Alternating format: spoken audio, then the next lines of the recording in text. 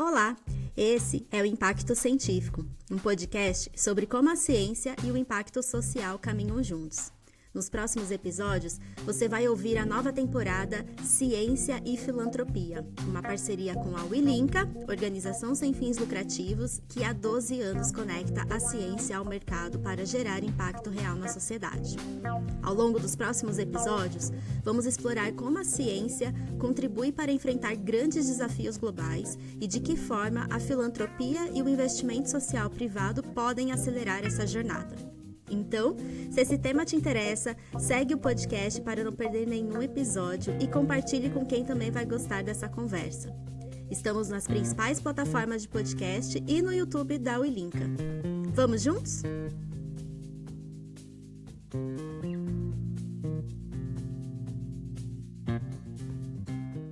Olá, seja bem-vinda e bem-vinda a mais um episódio do Impacto Científico. Eu sou Isadora Matiello, eu sou pesquisadora e atuo na área de conhecimento da Wilinca. E hoje aqui comigo está a Ana Carolina Calçado. Ana, seja bem-vinda de novo e apresente-se para a nossa audiência. Olá, pessoal. Acho que é o terceiro episódio que estou aqui, super animada. Então, eu sou Ana Calçado, sou diretora da Wilinca, que é uma organização que atua com a promoção de inovação científica no Brasil para gerar soluções inovadoras que impactam positivamente a sociedade. E, como eu disse, estou super animada para a conversa de hoje, participar aqui das reflexões e histórias do nosso episódio sobre como levar mais recursos filantrópicos para a ciência e acelerar o desenvolvimento do país. Exatamente, essa é a nova parceria do Impacto Científico com a Wilinca, a gente está super feliz. E hoje, bom, quem está acompanhando já está vendo que a gente está fazendo uma trilha, né, de conteúdo, de conhecimento, e hoje a gente vai falar um tema que é muito rico para nós, né, Ana? A gente vira e mexe, discute sobre isso, então a gente está bem animada, que a gente vai falar sobre diversidade na ciência, né, explorando como a falta de inclusão afeta a inovação e o avanço científico. E a gente quer abordar o papel da filantropia na ampliação do acesso a oportunidades, destacando iniciativas bem-sucedidas aqui com os nossos convidados sobre esse investimento nesse tipo de diversidade. Então, sem mais delongas, estamos aqui com Tânia Haddad e Jonatas Azevedo, e começando com Tânia, seja muito bem-vinda. A Tânia é do INSPER, e eu queria que você se apresentasse, né? Conte um pouco da sua jornada, um pouco sobre a sua filantropia, enfim, um pouquinho aqui para a gente começar a esquentar os motores.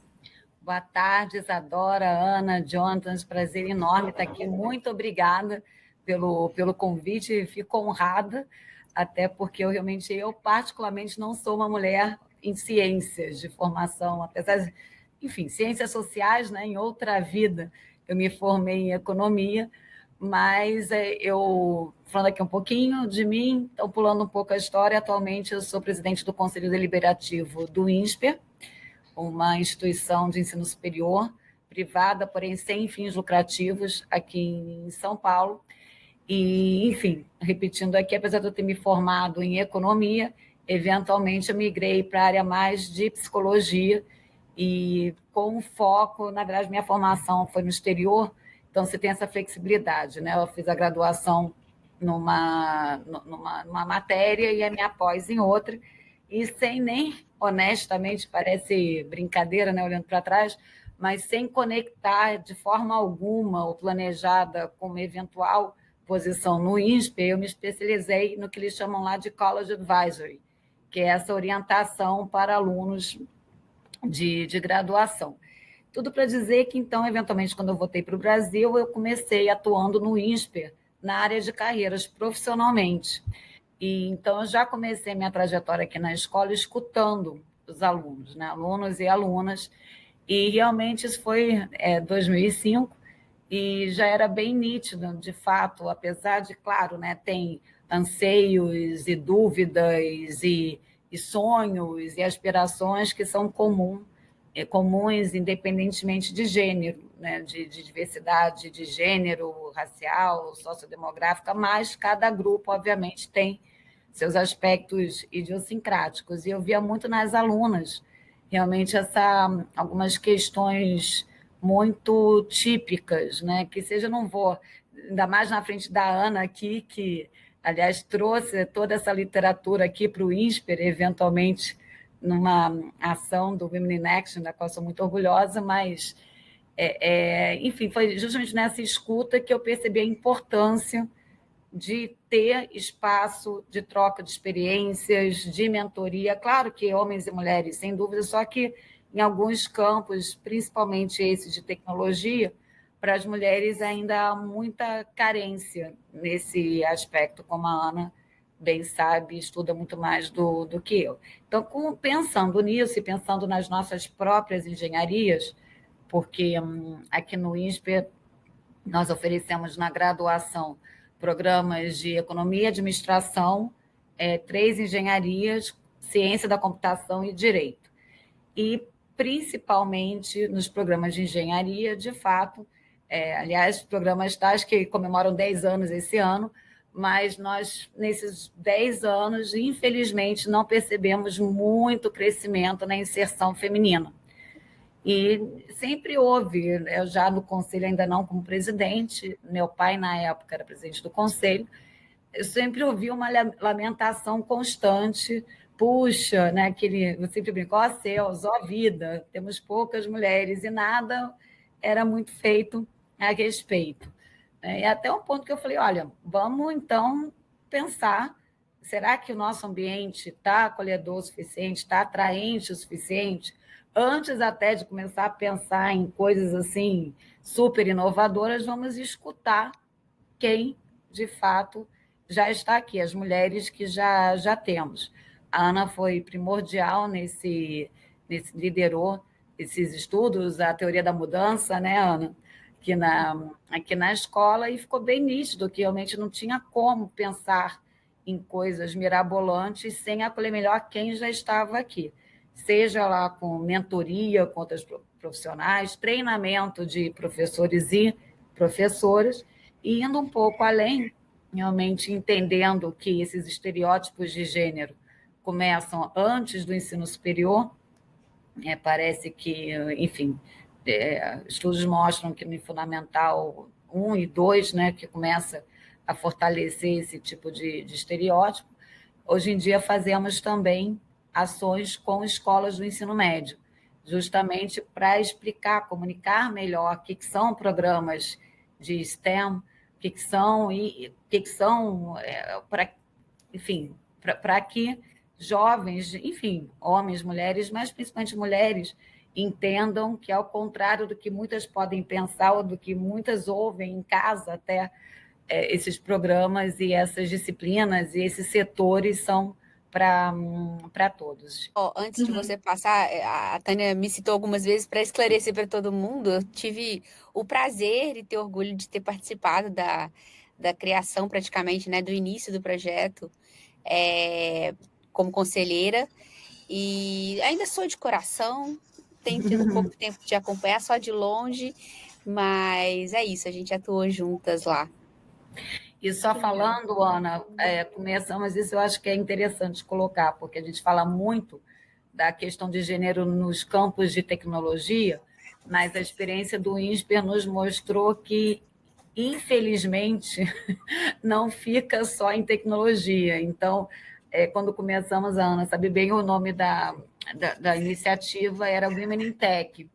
Uhum. Só que, enfim, um bom problema, talvez ou não, ainda tenho questões existenciais com isso, percebemos que outras alunas, outros professores de outras disciplinas, sem ser tech, estavam sentindo muito, ainda sentem essa necessidade dessas mentorias, dessas trocas de experiência, o que reflete que, apesar do tema mais exaltado hoje em dia nessa questão de gênero, no sentido acadêmico, seja mais para STEM, mesmo em economia, administração, ciência da computação, ainda temos realmente muito que contribuir como sociedade para a igualdade de gênero também.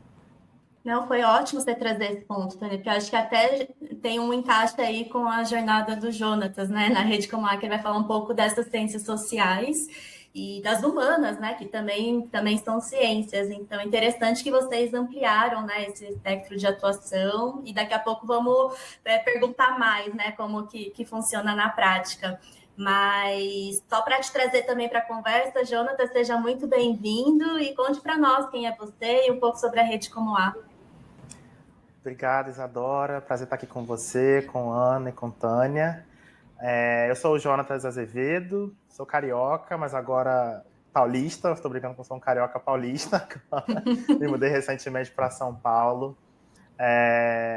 Tenho aí já na minha história mais de 10 anos de atuação no campo do terceiro setor. Comecei na captação de recursos na rua, trabalhando principalmente com organizações aí internacionais, muito graças à minha formação em relações internacionais também na época.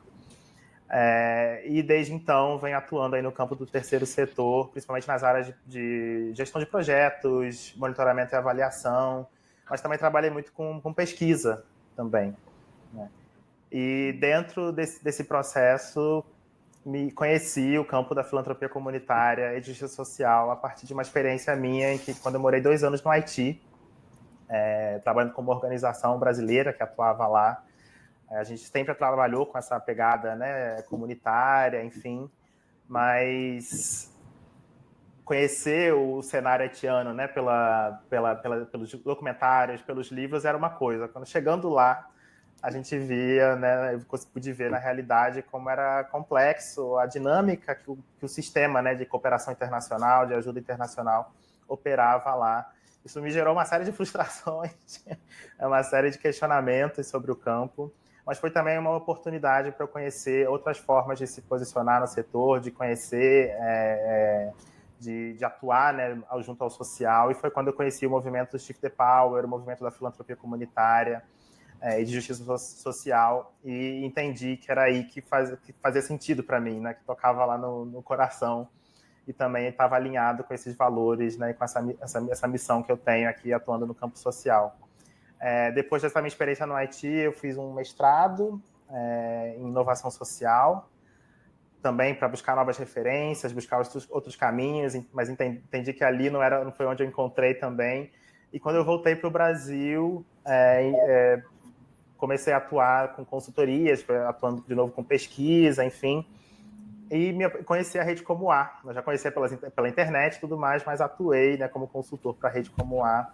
Foi quando eu fui convidado depois para compor a equipe, e estou há cerca de 3 anos, pouco mais de 3 anos agora na rede. Entrei como assessor de programas e desde outubro assumindo a diretoria executiva. Sensacional. E o que é a Rede Como A? A Rede Como A, ela reúne hoje 18 organizações doadoras da filantropia comunitária independente, né? Isso para a gente o que significa? Significa que são, primeiro, organizações que mobilizam recursos de diversas fontes, né? Não existe uma família ou uma grande empresa, né, por trás que apoie, que aporte, né, recursos diretamente nessas organizações. São organizações que também, muitas delas nascem dos movimentos sociais, principalmente olhando aí para o início dos anos 2000, em que teve uma saída de recursos da cooperação internacional, deixando a sociedade civil desguarnecida, né? Esses fundos eles nascem como uma resposta a esse cenário também para garantir que os recursos continuem chegando, continuem fluindo para a sociedade civil. E tem uma terceira característica dessas organizações membro, que elas têm uma governança autônoma, né? Muitas vezes composta por membros das comunidades, dos movimentos aos quais estão ligadas, né? E que tem total aí poder de decisão sobre a alocação desses recursos. A rede, então, ela nasce congregando essas organizações em 2012. Éramos, na época, 6, 7 organizações fundadoras.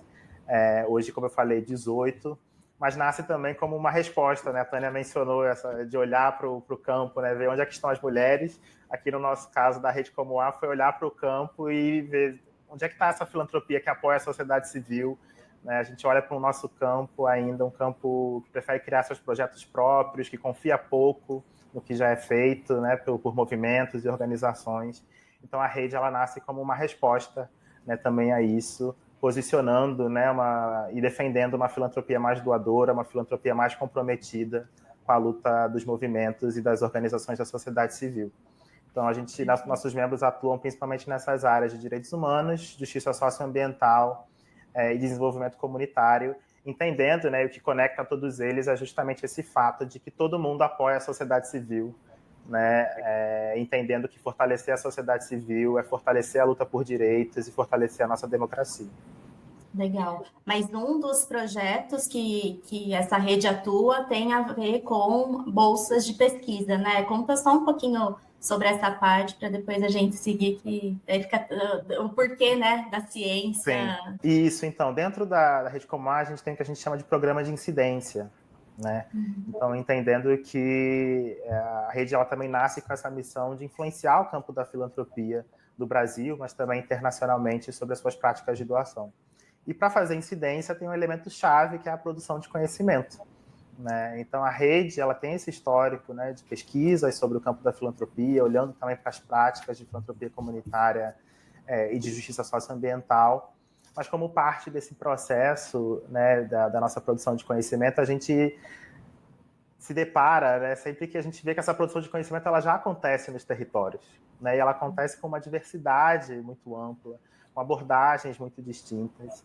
E a gente achou importante que dentro dessa produção, desse programa de incidência da Rede Como A, a gente tivesse também um espaço em que essas pessoas que estão promovendo essa filantropia comunitária e de justiça socioambiental, que são atuantes no campo, que estão pensando sobre o campo da filantropia, elas também tivessem um apoio, né, para poderem desenvolver suas pesquisas, sistematizar suas experiências, experimentar diferentes formatos. E é daí que nasce o programa Saberes, né, que hoje ele está na sua 3ª turma, em que a gente reúne, né, lideranças comunitárias, profissionais que atuam no campo da filantropia, estudiosas, né, estudiosos, que estão interessados em repensar essas práticas de doação, sistematizar essas experiências e mostrar essa potência dessa filantropia que acontece nos territórios. Super bacana, a gente abordou aí como a Rede Como A está olhando para essa diversidade na ciência, né, ou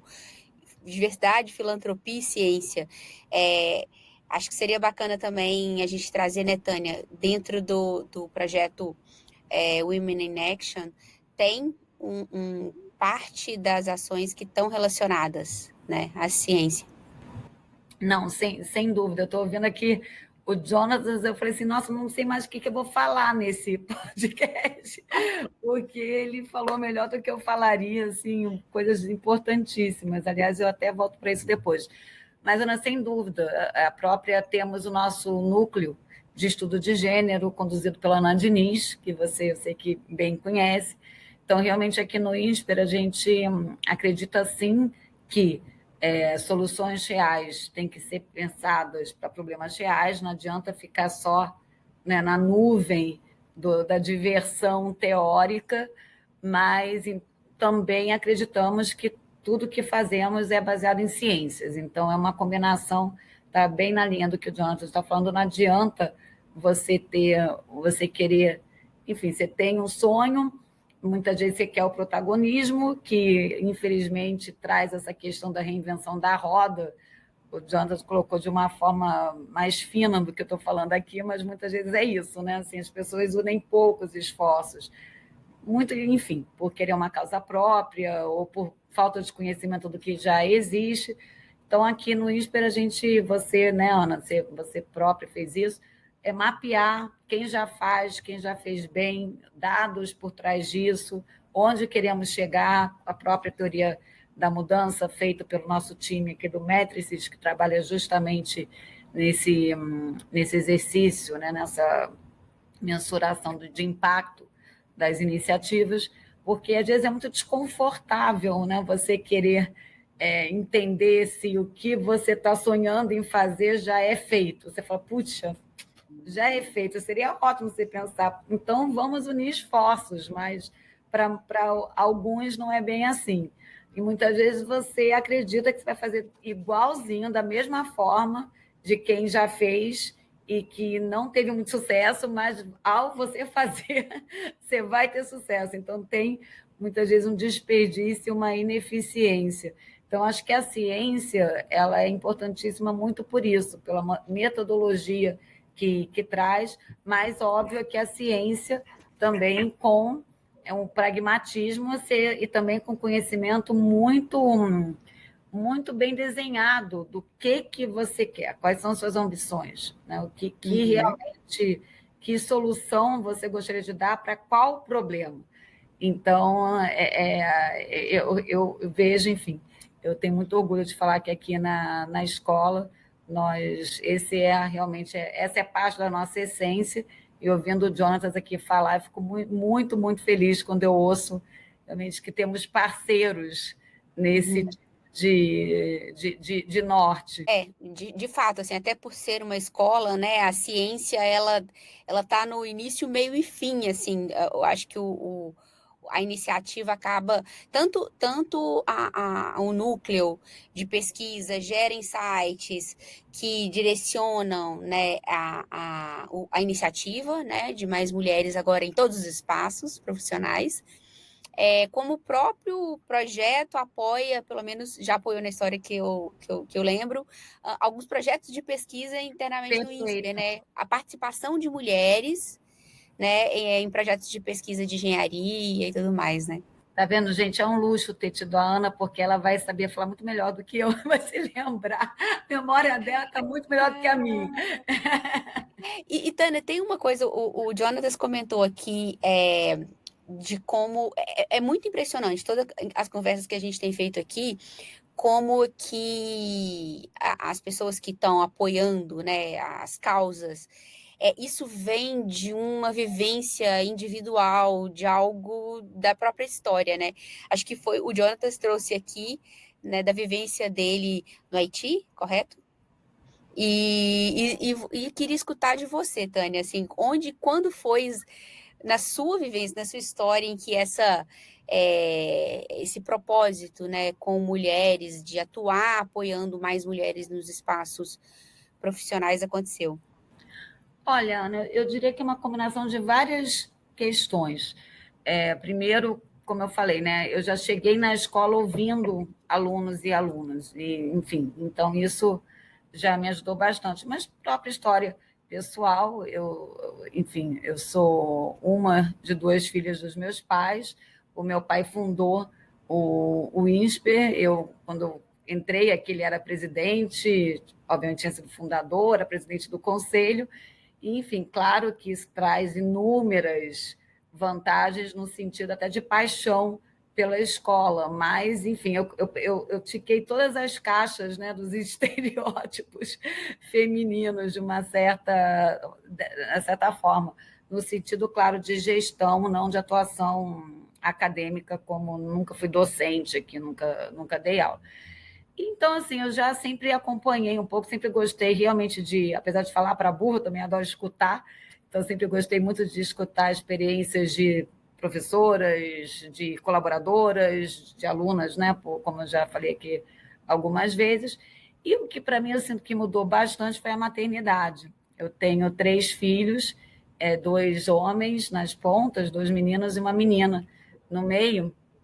E eu comecei a perceber até como usuária, como realmente há diários e constantes reforços de estereótipos. Então, a começar a indústria de brinquedo.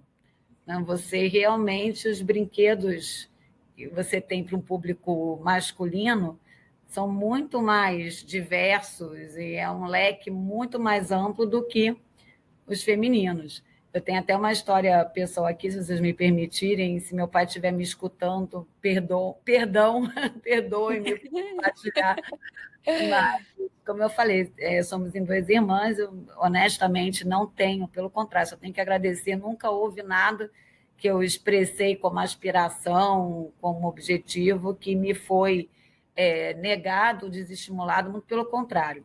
Mas é interessante porque, enfim, na época, acho que foi um Natal, eu não tinha meu caçula ainda, então tinha os 2, são muito perto, né? O mais velho que é hoje em dia do meio, é 1 ano e 8 só de diferença. E o meu filho sempre adorou Lego. E num belo Natal, meu pai chegou para o meu filho e falou assim: ai, meu neto, olha aqui, esse aqui é o último lançamento do Lego. Aí ele abriu, o olho brilhou, de fato, Lego, só faltava falar. Aí chegou para minha filha: Gabi, eu tive que lutar por esse presente. porque estava super cobiçado. A vendedora da loja falou que era o último, o último desse que elas tinham e que, enfim, alguém desistiu, por isso ela conseguiu, enfim, aquela coisa assim, cobiçadíssima. Aí ela vai lá, olho brilhando, abre, era uma máquina de costura. Nada contra, eu acho assim, fantástico quem costura bem, só que a ironia da história é que quem prega, sempre pregou os botões do casal, meu pai e minha mãe, sempre foi meu pai. Minha mãe não sabe costurar. Eu não sei costurar, portanto, a minha filha nunca me viu costurando. Então, ela olhou para minha cara, nossa, tá legal, né? que eu faço com isso? Então, o que eu achei interessante dessa história é realmente você ver a cadeia, né? De até chegar isso numa pessoa que fundou uma instituição de ensino, que é um grande apoiador moral e financeiro do Women in Action. Agora você vê como as forças sutis vão aparecendo. Não, é interessante você trazer isso, né? Porque até o fato da gente falar aqui também com alguns filântropos que podem ter essas histórias, e aí a gente fala, poxa, como que a gente conversa, né, com essas pessoas e mostra a importância da diversidade na ciência, né? Como que a gente convence isso, né? Então eu queria saber, e aí eu queria saber dos dois, e podemos começar com o Jonatas, disso, né? Qual que, na visão de vocês, né? Como que a gente fala desse assunto para pessoas que vão apoiar, né? Qual é a importância da diversidade na ciência, como que a gente aborda essas questões, até para conseguir mais recursos, para conseguir pessoas engajadas nessa causa, né? Perfeito. Aqui do lado da Comoá, como eu mencionei, né, o nosso programa de incidência ele tem esse pilar estratégico que é a produção de conhecimento. E acho que isso vem muito de um lugar também, que acho que vale a gente trazer um pouco aqui do campo, que tem nos demandado muito, né, ultimamente, nos últimos anos principalmente, essa questão dos dados, né, as evidências, o impacto, né? E aí, a gente dentro da Comoá, a gente questiona um pouco isso também, né? Acho que vocês estão falando de dados, evidências, impacto, sobre qual régua, né, vocês estão trazendo aqui? Mas muitas vezes é uma régua, né, de um modelo muito cartesiano, né, de se pensar a ciência, um modelo mais tradicional, um modelo segue uma lógica mais academicista, e aqui, claro, né, sem falar mal da academia, porque também, né, fiz pesquisa, também participei, mas é uma tendência de colocar em determinado lugar que o único conhecimento válido é o conhecimento produzido em ambientes acadêmicos e que você precisa ter um mestrado, você precisa ter um doutorado, você precisa ter uma série de qualificações, né? E na nossa prática, né, olhando para o trabalho dos membros da Comoá, a gente vê, na verdade, que esse conhecimento ele se traduz, ele se mostra de diversas maneiras, né, e que não está necessariamente ligado a uma produção acadêmica de conhecimento. E daí que surge também esse outro pilar, né, que a gente fomenta dentro do programa Saberes, de que essas pessoas que se somam ao programa, que constroem o programa com a gente, elas possam se sentir muito livres e à vontade de todo o conhecimento que elas produzirem no programa, seja qual formato que for, ele é um formato válido, né? E isso para a gente é fundamental também nessas conversas com financiadores e com filantropos, né? A Comoá, ela tem essa missão, como eu falei, né, de influenciar, de fazer essa incidência no campo da filantropia, mas a gente acredita que também essa incidência ela se dá a partir da materialidade, dos casos que a gente vê, das histórias de transformação que a gente observa, né, na prática da filantropia comunitária. Então, quando a gente quando seleciona essas pessoas para estarem com a gente no programa Saberes, e a gente faz esse processo, né, esse acompanhamento, esses encontros, a gente vê essas pesquisas nascendo, essas pesquisas mudando de rumo, essas pessoas muitas vezes se questionando, mas eu sou uma pessoa pesquisadora, eu não tenho um diploma, eu nunca fiz pesquisa científica, iniciação científica, e a gente, não, mas você tem a prática, você tem, né, essa vivência no território, às vezes a pessoa, ela traz... por exemplo, ela é uma pessoa de terreiro, então ela traz também todo esse conhecimento que a vida no terreiro proporciona, né? Então, isso também, para a gente, é uma forma de produzir conhecimento, é uma forma de produzir ciência também, né? Então, quando a gente conversa com esses financiadores e traz isso para o campo da filantropia, a gente traz nesse lugar de evidenciar essas histórias, de evidenciar essas soluções que já acontecem nos territórios e nas comunidades. Né? E que essas pessoas pesquisadoras, a gente faz questão de chamar elas de pessoas pesquisadoras do programa, elas são as melhores pessoas para contar como essa história é feita, como essa transformação é feita, como esses fundos, né, que muitas delas já participaram, ajudaram a cocriar, fazem o recurso chegar nas comunidades, nos territórios.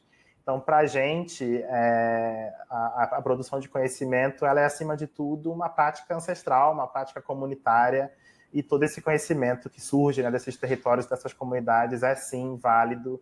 Então, para a gente trazer isso junto à nossa incidência é fundamental.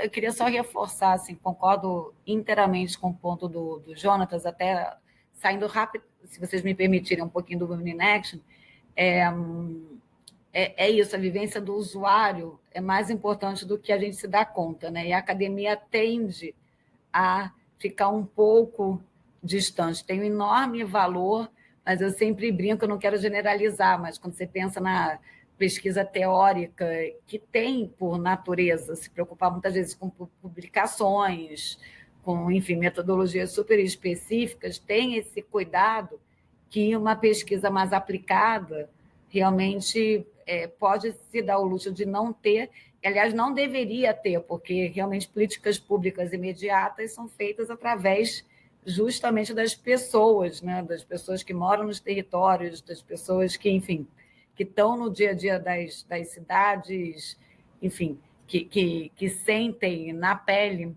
as questões da sociedade. Então, só para falar, porque não posso deixar de colocar aqui, no INSPER nós temos um privilégio de ter, em parceria com o Arquifuturo, o nosso laboratório de cidades, que, ouvindo aqui o Jonatas, faz exatamente esse papel, que eu brinco que é de colocar de forma prática e eficiente, fazer essas conexões entre as pessoas e a academia, mas no sentido de que as instituições, né, de ensino podem contribuir dessa forma.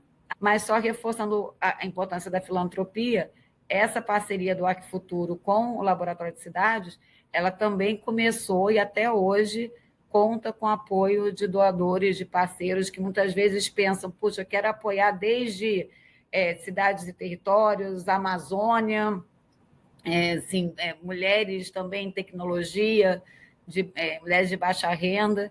Então, muitas vezes a filantropia é justamente aquele passo, quase, eu brinco, para tirar a desculpa de que, poxa, mas não tem como, né? Não tem como bancar. Assim, não seja por isso. Mas, para ter escala, tem que, como o Jonatas colocou, realmente unir esforços e, enfim, e compreender as vantagens comparativas. Não necessariamente o que a gente faz aqui no INSPER tem que ser o que os outros fazem, até porque, certamente, outras pessoas farão e fazem muito melhor do que faríamos aqui. Então, vamos ajudar, vamos colaborar e não tentar fazer a mesma coisa individualmente. Você trouxe, Tânia, muito interessante como são. Também aqui a gente falou no podcast, mas não necessariamente, a gente falando de financiamento de tecnologias científicas, mas a gente fala lá de capital catalítico. Acho que isso, mais que nunca está ficando claro que não é só para quando a gente fala de investimento em negócios de impacto ou tecnologia de impacto, né? Acho que você falou de mostrar que dá para fazer, e aí atrair mais capital, mais pessoas para alavancar, para escalar. Esse é um papel da filantropia que está ficando bem claro assim nas conversas que a gente está tendo, e de fato, quando a gente olha para o Women in Action, foi isso, né? Vamos colocar aqui como um projeto no Hub de Inovação, e hoje está transversal na escola, que no final das contas é o que precisa estar, né? Mas talvez não aconteceria se não tivesse sido um projeto. Aproveitando que a gente está falando de como funcionam as coisas aqui, o Jonatas comentou aí que no caso da rede como essa escala vem de uma rede que atua junta. Existe tem, né, o que é bom imagino que escala seja um dos pontos positivos de ter uma rede, né, atuando junto, mas deve ter muito desafio também. Aí eu queria te escutar um pouco mais de o que isso traz de oportunidade para o filantropo que atua, né, e para a causa dessa atuação em rede e o que tem sido os principais desafios, assim. Posso só pegar um gancho antes de uma fala da Tânia, que eu acho que é super, super importante esse exemplo que ela traz, né? Eu acho que fala sobre a questão da importância desse compromisso de atores da filantropia com o investimento, né, com o apoio à produção de conhecimento, à produção de ciência. Eu acho que isso não está necessariamente dado, né, no nosso campo hoje, infelizmente, né? E aí eu trago a partir desse exemplo dos saberes, um questionamento também em relação a essa produção de conhecimento sobre filantropia, sobre o fazer filantropia, sobre práticas de doação, né? Que eu acho que o programa Saberes ele vem também preencher um pouco esse vácuo que a gente observa no campo, né, de instituições, né, que de fato estejam aí dedicadas a pensar o campo da filantropia. São muito poucas as fundações, né, que têm esse olhar específico de produção de conhecimento sobre produção de ciência sobre filantropia no nosso país, né? Então trazer também esse olhar a partir dos territórios, das comunidades, como eu mencionei antes, a partir da experiência, né, dessas pessoas que estão praticando essas outras filantropias que muitas vezes também ficam de fora do radar, né, é também fundamental. Então, como parte dessa nossa incidência de fazer mais recursos chegar a movimentos e organizações de sociedade civil, a reconhecer o trabalho desses fundos da rede, que também produzem conhecimento à medida que fazem suas doações e desenvolvem esse seu fazer filantrópico, é também conversar com esses financiadores nessa filantropia, e tanto nacional quanto internacional, da importância de apoiar a produção de conhecimento, né, de que esse seja um exercício intencional de doação também. Né? Acho que muitas vezes a gente ouve muito num lugar, dentro do campo da filantropia, essa área do conhecimento, né, da ciência, muito dentro da chave do monitoramento e avaliação. Né? Como se o monitoramento e avaliação ele só acontecesse no final do projeto, né? E é isso, às vezes quase não tem recurso para essa rubrica de monitoramento e avaliação, a organização tem que muitas vezes se virar com pouco, e aí tem tantas demandas acontecendo ao mesmo tempo, então quando é que vai ter, de fato, tempo, né, de qualidade, intencional, de reunir as representantes das organizações, as comunidades, para pensarem a avaliação de um projeto, produzir conhecimento a partir dessa experiência? É difícil, né, porque não há recurso para isso. Né? Quando não há recurso para isso, infelizmente, isso vai ficando para trás na lista de prioridades e as organizações precisam sobreviver também. Né? Até então, mesmo na ciência, né? Tem um corte de recursos que é dedicado à produção de conhecimento, né? Exatamente. Imagina no terceiro setor, né? Exatamente. Então, esse é o chamado, né, que a gente faz ao campo da filantropia, né? De ter esse compromisso também com essa produção de conhecimento, né, quando a gente, né, fala sobre o programa Saberes, que isso é, de fato, fundamental. Se a gente quer pensar outros caminhos possíveis, outras práticas possíveis, a produção de conhecimento é a produção de ciência que vai nos mostrar, né, essas alternativas possíveis. E com diversidade. E com diversidade, né? Com certeza. Entendendo que é nos territórios que existe toda essa interseccionalidade também. Né? Então, essa produção de conhecimento que, de fato, não só traduza, né, o que essas comunidades, esses territórios, de fato, vivenciam, enfim, experimentam e desenvolvem, mas entendendo que essa produção de conhecimento, a partir desses outros estereótipos, a gente estava falando aqui sobre reforçar estereótipos, né? Isso, comunidades indígenas, comunidades quilombolas já vem produzindo conhecimento.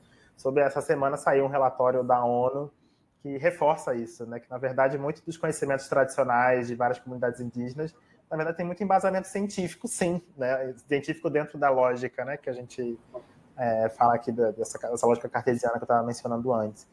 Então, na verdade, há uma potência muito grande, há saberes, e por isso que esse é o nome do nosso programa também, né? Os saberes, eles são diversos e vão se mostrar de diversas formas, né? Desde usando também a arte para pensar e comunicar essa produção de conhecimento. Então, a gente tem exemplos Eu estava tentando fugir de evitar mencionar pessoas, porque senão dá vontade de falar de todo mundo que participou do programa, saberes. Mas tem, por exemplo, o Kleber, né, que sistematizou a experiência do Fundo Regenerativo de Brumadinho, que ele fez, inclusive, um samba para contar sobre a experiência do fundo. Né, entendendo aí como é que também a arte ela também pode ser uma tradutora, um canal, né, para a ciência, né, e para a disseminação desse conhecimento. Mas voltando para a pergunta, eu fiz um grande parênteses aqui. Acho que um desafio constante que a gente enfrenta é essa questão de casar agendas, de tempos. É isso, são tantas demandas no campo, né, e a gente trabalha com fundos como eu falei, estão apoiando aí a linha de frente, né, das lutas sociais, da luta por direitos, né? Então, a gente conseguir reunir essas 18 organizações que compõem a rede hoje é sempre um desafio para a gente, né? E que a gente tenta endereçar criando espaços diversos também para a interação e engajamento dessas organizações. Entendendo que, às vezes, a organização não pode estar com a gente numa sala de Zoom, numa reunião, mas pode estar com a gente em outros espaços, em outros eventos, pelo WhatsApp, a gente pode ter algum contato. Como eu mencionei, a gente tem uma diversidade, né, de organizações membros hoje, a gente tem 18, com perfis muito distintos, desde fundos, né, que atuam a nível nacional, que já tem aí décadas de história, mas também organizações mais com uma perspectiva mais de fundos territoriais, né, com menos tempo de atuação, enfim. Então, eu acho que aqui a gente tem uma oportunidade incrível, né, de ver, de fato, como a diversidade ela viabiliza, né, e possibilita para a gente uma produção de conhecimento mais assertiva, né, e mais conectada mesmo com os desafios e as demandas, né, principalmente aqui da luta por direitos, né, que as organizações trabalham hoje. Então, é sempre que a gente reúne essas organizações membros, né, consegue reunir essa galera num espaço, saem ali muitas ideias, muita inovação, muita criatividade, né? E é principalmente também um lugar de muito afeto, né? Que eu acho que isso também é um lugar que a gente vem conversando bastante, vários membros têm trazido isso, da importância da criação de espaços de afeto para se pensar na construção de confiança e se pensar nessa incidência coletiva, nessa produção de conhecimento coletivo, né? Então, eu acho que o trabalho em rede e essa diversidade que o trabalho em rede traz, acho que possibilita a gente a trabalhar com as tensões que existem, claro, né? Não é tudo cor-de-rosa, existem tensões, existem diferenças de pensamento, mas há uma conexão. O fato de estar em rede é porque a gente está conectado com uma missão. Aqui no nosso caso é de ampliar o acesso a recursos para movimentos, organizações da sociedade civil, apoiar a luta por direitos, né? Então a gente se reconecta nesse lugar comum e daí a gente consegue pensar outras formas de atuação coletiva, né? Muito bom. A gente já está caminhando aqui para o nosso final. Cada podcast aqui, a gente vem para organizar o pensamento e acho que a gente sai, eu pelo menos saio com muitas reflexões. Assim. Enfim, a gente está discutindo aqui que é importante ter diversidade na ciência porque a gente vive num mundo diverso, a ciência ajuda a construir o mundo, então todo mundo que está no mundo precisa ter espaço para construir esse mundo. E por isso que é tão importante a gente garantir que, aqui estamos falando, né, de mais mulheres e mais grupos comunitários estejam na construção do que se entende por ciência no mundo e da ciência que constrói o mundo, né? Enfim, queria escutar de vocês, antes da gente fazer o encerramento, um pouquinho de aprendizados, assim, o que talvez um grande aprendizado desse caminho até agora na atuação da filantropia para a diversidade na ciência. Tânia, quiser trazer um pouquinho o que aprendeu até agora? Olha, Ana, de novo, vou colocar aqui em aprendizados institucionais e pessoais e fazer uma mistura aqui. A brincadeira que eu ia fazer com você, se você se lembra que bem no início, enfim, quando infelizmente ainda tinha, não era bem resistência, mas uma falta de compreensão, o que seria Women in Action, né? Eu falei assim, Ana, eu sei, óbvio que eu sei, assim, instintivamente, eu sei que assim, pensando em justiça social, a diversidade é importante, mas me ajuda aqui no meio, né, Jonathan, esse meio de tantos acadêmicos, assim, mas, nesse mundo cartesiano, como você colocou, poxa, por quê? Para quê? Por que precisamos ter mais mulheres aqui na escola? Ela assim, bom, você se lembra da resposta, Ana? Agora eu vou te colocar aqui na Belina. Não me lembro. Você falou assim, olha, se quiser uma boa forma de convencer, 50% dos consumidores mundiais são mulheres. Então, se na construção de novos produtos, nas inovações, nas tecnologias, você não tiver o olhar feminino, você vai perder 50% do... Boas chances de você não agradar, você pode não perder, mas você não fidelizaria, você não atrairia 50% do público. Eu estou falando, claro, de uma forma muito mais rasa, que a Ana falou, ela foi muito mais técnica e profunda, mas, assim, esse foi um estalo que eu tive, que não necessariamente, infelizmente, eu acho que o mundo até nisso ficou muito polarizado, o cartesiano, que nem a Dona José falou, que ficou uma coisa assim, a filantropia vem ou realmente, é como se aspectos utilitaristas fossem tabus no mundo da filantropia. Então, assim, você vai muitas vezes, assim, que né, a filantropia tem que ser completa, pensando no lado humano, tem que ser completamente sem fins lucrativos, em todos os aspectos da coisa. O resto é extremamente pragmático, é utilitarista, não pensa no bem-estar humano, quando muitas vezes, dependendo do tipo de doador, dependendo do tipo de parceiro, sim, é importante você trazer o óbvio, né? Que muitas vezes não é por falta de não ter uma causa para ajudar, que a pessoa não ajuda, não participa.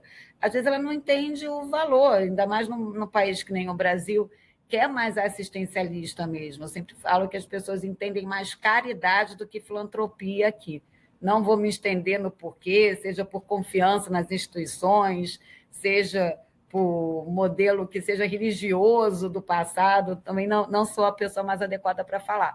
Mas, então, é um aprendizado. Então, assim, o que eu realmente aprendi muito ao reconhecer que eu sempre tive muito que aprender, é que muitos ainda também tenho que aprender. E, sem querer ser repetitiva, volto a reforçar a questão da escuta. A escuta não só do público que você quer atingir com a filantropia, mas de colegas filântropos, de quem já fez, de quem já pensou e desistiu. É uma coisa meio óbvia, mas eu sinto que não é muito feito. Então, assim, esse eu acho que são os maiores aprendizados. E o poder da rede também, não só como algo para fortalecer, mas também pensando em apoiar, para te dar o conforto de, caramba, se eu começar isso aqui errar, tudo bem, né? Vão me acolher, alguém vai me acolher, alguém vai me motivar a não desistir. Muito bom. Jonatas? A Tânia pegou aí um que eu ia trazer, que era justamente esse da produção em rede, acho que a produção coletiva, como eu mencionei, né? Eu acho que a saída para esses desafios que a gente enfrenta, né? Inclusive também desafios do campo da filantropia, a saída ela só pode ser possível coletivamente, né? Então acho que a criação, e aí conecta o meu segundo aprendizado, que é a criação desses espaços intencionais, né? Essa intencionalidade da troca, essa intencionalidade da pausa para reflexão, para se pensar, para se produzir conhecimento, né? Pegando também parafraseando aqui a Tânia, acho que isso é um óbvio que precisa ser dito ainda, que a gente, se quer produzir ciência, se quer produzir conhecimento, a gente precisa ser intencional, a gente precisa garantir, né, que aí fala aqui, né, das organizações da sociedade civil, movimento, também possam ter essa chance, né, de poder sentar, poder avaliar, poder saber que, né, o que estão produzindo ali vai ser reconhecido, vai ser validado. Então, criar esses espaços, né? A gente tenta criar aqui dentro desse cosmos da Comuá, junto à comunidade do programa Saberes, mas também junto a nossos membros, que também fazem esse processo intencional de apoiar, né, organizações, lideranças nessa produção de conhecimento. Então, por exemplo, o Fundo Baobá tem o edital Black STEM, né, que apoia lideranças negras na área das ciências, né, estudarem fora do país. Né? A gente tem a Casa Fluminense, que também, através do fundo, apoia iniciativas de geração cidadã de dados, ou o Fundo Agbara, que tem o Núcleo de Pesquisas e Memória da Mulher Negra, o NUPEM. Né? Então, a gente já vê essa intencionalidade, né, da importância do apoio, do investimento filantrópico para a produção de conhecimento dentro dos nossos membros, mas a gente sabe que a demanda é grande, né, os desafios ainda são muitos, então a gente precisa mais organizações, mais filantropias, mais filantropas e filantropos junto com a gente nessa luta, né, e junto com a gente nesse processo de entender o papel central que a produção de conhecimento tem, e essa produção de conhecimento pautada nos territórios, né, feita por outras caras, outras pessoas, outras comunidades, e que também tem muito a dizer e a contribuir para o nosso campo, mas também, né, para a nossa sociedade como um todo. Você não é um fator menor de transformação se você faz junto com quem já faz. Você não precisa criar para ser esse fator. Isso é uma coisa que a gente tem que, na minha opinião, constantemente se lembrar. Com certeza. Não, eu acho que esse foi um programa super diverso, porque a gente trouxe várias visões e todos corroborando, né, a importância da diversidade. Eu acho que, nossa, é o que você falou, Ana, vai ter que agora a gente ter um dia e conversar sobre cada episódio para colocar no caderno todos os aprendizados, mas acho que ficou bem forte aí para mim, essas reflexões de fazer em rede, de não fazer sozinho, de quem faz ciência, os tipos, né, de pessoas e tudo, e a importância... E do trabalho de vocês, porque esse fórum é certamente essencial nisso tudo. Tomara, Tânia. Eu não conheço Jonatas antes, então pronto, ó, já ampliamos, vocês já ampliaram a rede. Olha Verdade. Só a importância. Quero aproveitar aqui essa deixa para agradecer, foi ótimo, adorei, eu ficaria mais tempo, tá muito difícil fazer esses papos em pouco tempo, né? Mas vamos pensar em futuros, né? Para a gente ir em outros eventos aí para explorar mais. Agradecer muito, Tânia, Jonatas, vocês foram muito generosos em compartilhar, em trazer a visão não só institucional, mas a pessoal. Isso traz muita riqueza, gostei bastante. E você, Ana, achou o que do episódio de hoje?